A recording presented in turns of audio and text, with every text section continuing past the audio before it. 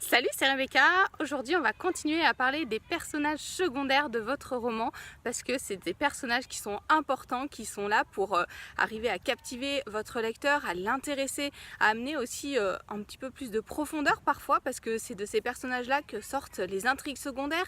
Ils vont être là pour aider le héros, parfois pour lui mettre des bâtons dans les roues. En tout cas, c'est des éléments vraiment essentiels pour votre roman. Alors aujourd'hui, j'aimerais vous donner un petit truc pour arriver à travailler ces personnages de façon un petit peu plus approfondie. C'est quelque chose que je me suis rendu compte au fil des années d'écriture.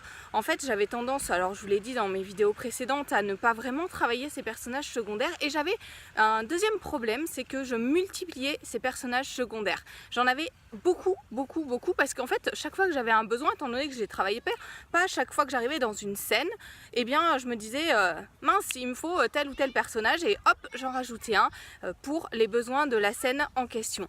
Et c'est quelque chose que je vous déconseille vivement de faire. Alors ça ne veut pas dire qu'on ne peut pas arriver avec sa créativité spontanée à un moment dans une scène et se dire tiens, il faut que je rajoute un personnage, le faire, trouver un prénom et hop, on y va.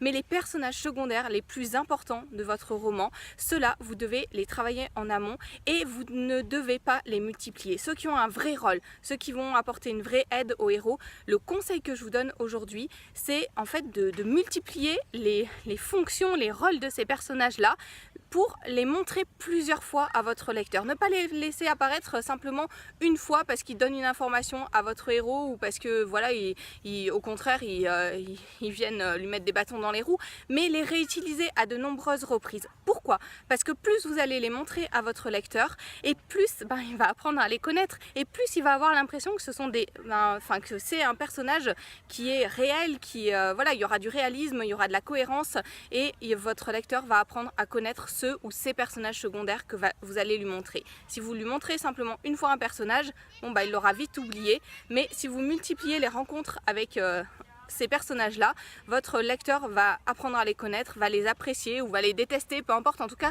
ce seront des personnages qui ne laisseront pas le lecteur indifférent et c'est ce qu'on recherche. Avec tous les éléments, quand on construit un roman, ce qu'on recherche avant tout, c'est à ne pas laisser le lecteur indifférent, à ce qu'il se souvienne de ces choses importantes. Donc ne multipliez pas les personnages secondaires. Alors ça ne veut pas dire que vous ne pouvez absolument pas en avoir un certain nombre. Dans mon roman, il y a beaucoup de personnages secondaires, mais réfléchissez vraiment à quels sont les rôles de ces personnages-là et à comment leur donner davantage de place dans votre histoire. Quand vous avez un personnage intéressant, c'est vraiment dommage de le faire apparaître qu'une seule fois, donc réfléchissez à ça.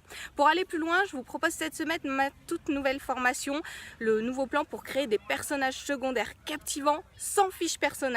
Je vous donne des astuces, des techniques que j'ai testées au cours de mes années d'écriture et puis des choses que j'ai repris, des techniques de développement personnel que j'ai appliquées au roman, des choses vraiment intéressantes pour très rapidement avoir un profil complet pour ces personnages secondaires, pour ne pas y passer des mois et des mois à les travailler, mais avoir quand même de la matière et quelque chose de profond qui donne du réalisme et qui permette de captiver votre lecteur. J'explique tout dans cette formation, elle est encore à tarif préférentiel aujourd'hui, donc foncez-y, allez-y directement.